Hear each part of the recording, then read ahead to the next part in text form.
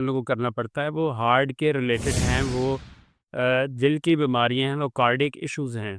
और दुनिया में सबसे जो लार्ज स्केल डाटा है अमवात का इंसान का, वो सारा जो है वो इसी की ही एक जो है वो गिर्द घूमता है। हार्ट पेशेंट जो हैं वो बहुत ज़्यादा मौजूद हैं दुनिया में। और ये ऐसी बीमारी है जिसका कि पता बड़ी लेट चलता है, या बाद दफ़ा इसका पता जो है वो चलता जब है तो पेशेंट को 1 मिनट का ही टाइम मिलता है या इससे भी कम टाइम मिलता है।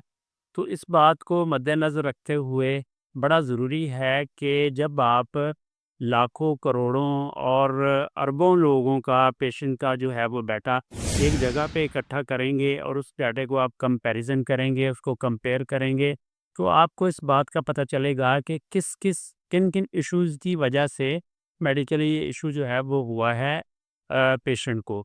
और अगर उन इश्यूज़ पे जो है वो काबू पा लिया जाए तो वो उसकी ज़िंदगी जो है वो बढ़ सकती है, उसकी ज़िंदगी जो है वो बच सकती है। तो इसलिए बड़ा ज़रूरी है कि मेडिकल केयर हेल्थ केयर की जो फ़ील्ड है, उसमें एआई ने बड़ा ज़बरदस्त किरदार अदा ये किया है कि उसने चीज़ों को बड़ा ज़्यादा एक्यूरेट और एडवांस कर दिया है। जब चीज़ें बड़ी ज़्यादा एक्यूरेट और एडवांस हुई हैं, तो उसका फ़ायदा ये हुआ है कि पेशेंट को जो है वो ट्रीट करना बड़ा आसान। अब जैसा कि हम देखते हैं कि कुछ सर्जन डॉक्टर हैं, सीनियर हैं, उनका बड़ा एक्सपीरियंस है, बड़ा एक्सपोज़र है, बड़ा उनका ज़्यादा सारा तजर्बा है। लेकिन जो है वो हैं तो वो एक ही सर्जन साहब हैं और वो एक वक़्त में कितने लोगों का वो जो है वो ट्रीटमेंट कर सकते हैं।